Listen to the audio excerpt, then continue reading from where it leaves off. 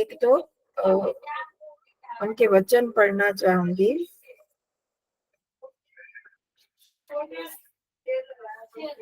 तो बहुत अच्छे हैं कि धारणा के पीछे उसी देश में ध्यान करने और आश्रय लेने के योग्य, है ना, ये तत्र प्रत्यय एकतानता ध्यान। तत्र मतलब वहां पर होता है, कहा, जहां हमने धारणा लगाई।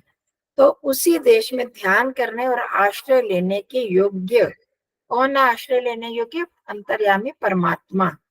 उसके आश्रय और आनंद में अत्यंत विचार और प्रेम भक्ति के साथ है।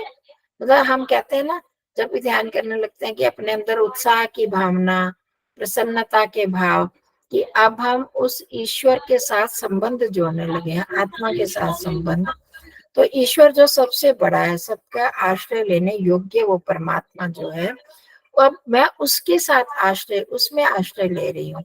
अब मैं प्रेम भक्ति, मेरी जो प्रेम और भक्ति जो परमात्मा के साथ ही होगी, अब मैं उसके साथ में प्रवेश कर रही हूँ। जैसे आगे उन्होंने लिखा कि जैसे समुद्र के बीच में नदी प्रवेश करती है, ऐसे प्रवेश करना। जैसे एक बहुत बड़ा समुद्र है, नदी का सारा जल उसमें प्रवेश कर जाता है, तब उसमें भेद हमें दिखाई नहीं देता ना। वो चाहे जल अलग अलग होते हुए भी उसमें क्या लगता नहीं है कि वो जल अलग है, वो अलग है। तो इसी तरह जब उस परमेश्वर में, कि वो परमेश्वर और मैं आत्मा तो इतना सूक्ष्म, नदी छोटी सी और समुद्र इतना बड़ा। इसी तरह वो परमात्मा जो है अनंत, परमेश्वर अनंत है और मैं आत्मा अति सूक्ष्म। तो मैं जो आत्मा हूँ अपने विचारों के साथ उस परमेश्वर में प्रविष्ट हो रही हूँ। तो वो परमात्मा कैसा है? अनंत अनंत अनंत। कहाँ कहाँ तक हम अपने विचारों को अगर फैलाएं तो कितनी दूरी तक फैला सकते हैं। तो और मैं आत्मा जो हूँ, मतलब कि एक सुई की नोक जो है उससे भी कितने विभाग कर लो, तो मेरी तो कोई उसके आगे सत्ता दिखाई नहीं देती। तो उसमें अगर हम डूब जाते हैं तो मैं मानो हूं ही नहीं उसके आगे। तो उसमें ऐसे प्रवेश करना, उस समय में ईश्वर को छोड़ किसी अन्य पदार्थ का स्मरण नहीं करना है। हम यही कोशिश कर रहे हैं ना, सिर्फ परमात्मा को ही स्मरण करना। और हम जब भी करते हैं ये इंस्ट्रक्शन देते हैं कि अब मैं और मेरे परमात्मा, मुझे आत्मा में और कोई है ही नहीं। हम जब हम वहां से अंदर अंतर्मुखी होने लगते हैं कि मैं जो आत्मा हूँ, जो अनुभव कर रहा था ये सब चीजें, उस आत्मा में परमात्मा विद्यमान है। अब वहां पर और तो कोई भी नहीं है ना, ना हमारा रिश्तेदार, ना कोई वस्तु आत्मा में प्रवेश कर सकती है, कोई कुछ भी नहीं कर सकता, सिर्फ एकमात्र परमात्मा ही। अब वहां पर कौन है? मैं और मेरे परमात्मा ही तो है। तो ये भावना हमारी अगर प्रबल होती जाए तो वहां पर तो अब हम ऐसे स्थान पर चले गए हैं जहां पर और किसी की सत्ता नहीं है। समझ रहे हैं? ये नहीं कि तीन तीन पदार्थ अनादि हैं, वो तो है अलग से, परंतु जब मैं आत्मा में परमात्मा के साथ, मैं आत्मा और परमात्मा दोनों इकट्ठे हो गए, तो वहां तो और कोई तीसरा पदार्थ है ही नहीं ना। तो तब हमें किसी का भी स्मरण नहीं करना चाहिए। तो ऐसा हम प्रयास करें, उसी अंतर्यामी के स्वरूप में और ज्ञान में मग्न हो जाना, जैसा उसका स्वरूप है कि वो सर्वव्यापक है। बस जहां भी, कल मैं बार बार बोल रही थी कि जहां भी अगर मन हमारा चला भी जाता है, कि मन को कहाँ ले गई, किसी की स्मृति आ गई, मन आ गई, तो आगे तो वहां पर भी तो मेरे परमात्मा है, वहां पर फिर उसको हम ले आए परमात्मा को, क्योंकि वो सर्वव्यापक है। फिर हम उसी में सो जाए, किसी वस्तु की याद है कि वो भी परमात्मा, मेरा सर्वव्यापक परमात्मा, हमारा आश्रय परमात्मा, उसका भी आश्रय परमात्मा ही है।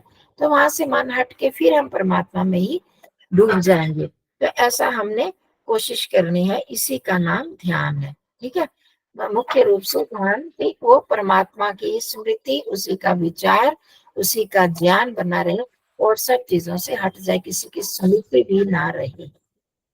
और आगे एक जगह और लिखा, एक पत्र है, वहां पर विज्ञापन में लिखा, जिन देशों में अर्थात नाभि आदिकों में ध्येय जो आत्मा, बताया ना, नाभि चक्र, कंठ, कूप, ये जीवाग्र, नासाग्र, इन स्थानों में जहां पर भी हमने धारणा की, उनमें जो ध्येय, ध्येय मतलब जिसका हम ध्यान कर रहे हैं, जिस विषय को ले रहे हैं, या आत्मा या परमात्मा, उस आलंबन की और चित्त की एकतानता, मतलब वहां पर उसका हमें आश्रय लेना है, परमात्मा है या मैं आत्मा, जैसे हम आत्मा का भी करते हैं, मैं वो आत्मा, वहां पर ही मैंने मन को टिकाया और वहीं पर चित्त भी वहीं पर टिका रहे। अब उसमें कोई और, किसी और का दृश्य नहीं सामने आना चाहिए, वो आत्मा और चित्त, हमारा मन और भाव। पहले भी मैंने बताया था कि हमारे भाव, जो हृदय हमारे भावनाओं का प्रतीक है, इमोशंस का, और जो हमारा मन है तर्क वितर्क करता है, तो वो विचार और जो इमोशन भाव, और उसके साथ जो हमारे दृश्य भी हमें दिखाई देता है, कोई भी वस्तु को हम याद करने लगते हैं तो उसका दृश्य भी सामने आने लगता है ना। तो हमने और किसी का, परमात्मा का तो कोई दृश्य नहीं, आत्मा का कोई दृश्य नहीं, तो उसका वो स्वरूप सामने आता रहे। तो इन दोनों को हमने भाव भी मिलने हैं और उसका स्वरूप दृश्य के बदले, क्योंकि उसका कोई रंग रूप इत्यादि नहीं, मैं मुझ आत्मा का भी नहीं, परमात्मा का भी नहीं, तो उसका स्वरूप ही हम सामने लेंगे। मैं जब आत्मा में टिक रहे हैं तो मैं सिर्फ अनुभव करने वाला चेतन तत्व हूँ, और तो कुछ भी नहीं। इसी तरह वो जो परमात्मा है वो भी एक चेतन तत्व है। तो वो उसका स्वरूप, कोई भी गुण, उसके तो अनंत गुण है, सर्वव्यापक, जैसे लिया जगत की रचना करने वाला, शीघ्रकारी, हर काम को कैसे ही संकल्प करने मात्र से सब कुछ कर देता है, हो जाता है। और फिर हमने कल किया था अकायम, उसका कोई भी रंग रूप शरीर धारण वो करता नहीं, अवतार नहीं लेता। तो जैसे वो स्वरूप हमारे सामने आता रहे, जो जो चीज हम कर रहे हैं, जिस गुण को हमने लिया है, तो वहां पर हमारा चित्त भी जुड़ जाए और वो भाव भी बने रहे। ठीक है, देखिए वो जो दृश्य या तो क्या होगा, दृश्य स्वरूप होगा और भावना उसके साथ बन जाए, तो चित्त आत्मा से भिन्न ना रहे। जैसे आत्मा को किया, तो आत्मा और चित्त अलग नहीं, मैं बस मैं आत्मा ही, इससे अलग कुछ है ही नहीं। तो और आत्मा चित्त से पृथक ना रहे, मतलब दोनों चीजें एक ही हो जाए, तो इसको कहते हैं सदृश प्रवाह, एक जैसा ही प्रवाह हो रहा है। चित्त का प्रवाह भी उस तरफ हो रहा है, आत्मा का प्रवाह भी उसी तरफ हो रहा है। परमात्मा का जो हम गुण कर रहे हैं वो भी उसी तरफ बह रहे हैं, उसका स्वरूप वही मेरे चित्त में भी वही बैठ जाए, वही सामने आए। इसको सदृश प्रवाह आया था ना उसमें, प्रत्यय एकतानता का, प्रत्यय एकतानता सदृश प्रवाह, ये वेद भाष्य में, व्यास भाष्य में कहा, उसका मतलब क्या है, सदृश प्रवाह, एक जैसा ही, जैसे एक तरफ ही हवा बह रही है, एक तरफ ही पानी बह रहा है, एक जैसा ही प्रवाह होगा तो पानी की लहरें एक तरफ ही चलती जाएंगी, हवा इधर जाएगी, पानी इधर, क्या उसकी लहरें इधर है, तो वो उल्टी सीधी होंगी। इसी तरह हमारा चित्त, जो हम सोच रहे हैं, विचार है वो, और उसके साथ उसका स्वरूप भी जुड़ जाएगा, तो वो प्रवाह जो तेज होगा, उस समय हम उसमें डूबेंगे। उस समय जब चित्त प्रत्येकतानता चेतन से ही युक्त हो रहे, तो कोई और बाहर का पदार्थ का किसी का भी स्मरण ना रहे, बस इतना इसका सारांश है कि हमें कोई और विषय बीच में इंटरप्ट ना करे, कोई और विषय बीच में नहीं आना चाहिए। ठीक है, तो ये इस तरह से निराकार परमात्मा का हमने उसके स्वरूप के साथ ध्यान करना है।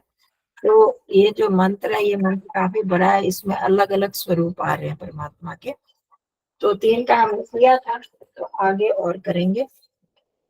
तो अब तैयारी करेंगे, पहले तो हम आत्मा के साथ तो जरूर करेंगे कुछ देर, है?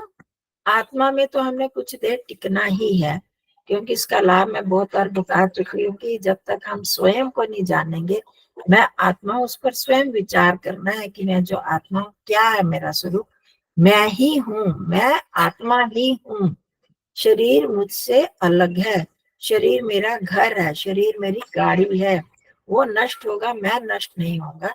शरीर को मुझे साधन के रूप में, मेरी यात्रा के रूप में ही प्रयोग करना है, और मैं आत्मा ऐसा शुद्ध स्वरूप हूँ, मुझे शुद्ध ही बनना है। तो इस तरह से उसको दृढ़ करते हुए इसके साथ अपने आप जोड़े कि जैसे मैं आता हूँ, ऐसे हमारे जो संबंधी हैं, जिनके बिना हम नहीं रह पा रहे, जो हमें अपने ही लगते हैं, वो भी शरीर है, मेरा उनका संबंध शरीर का ही संबंध है। तो वो जैसे ये शरीर नष्ट होगा, उनका भी शरीर नष्ट हो जाएगा, तो हमारा संबंध भी पक्का संबंध नहीं है, कभी भी नष्ट हो जाएगा। वो आत्मा है और आत्मा को मैं तो जानता नहीं हूँ, उस आत्मा से मेरा परिचय नहीं है, ना मेरा स्वयं से नहीं अभी बन रहा। हम कर रहे हैं अपना परिचय, तो दूसरी आत्माओं के साथ तो हमारा परिचय है ही नहीं, तो हम उनके साथ क्यों इतना जुड़े हैं? कहीं पर भी राग है, मोह की भावना, तो वो आत्मचिंतन के साथ उसको हमने ढीला करते जा रहे हैं। ठीक है जी। तो अब हम करते हैं, ध्यान के लिए तैयार होंगे।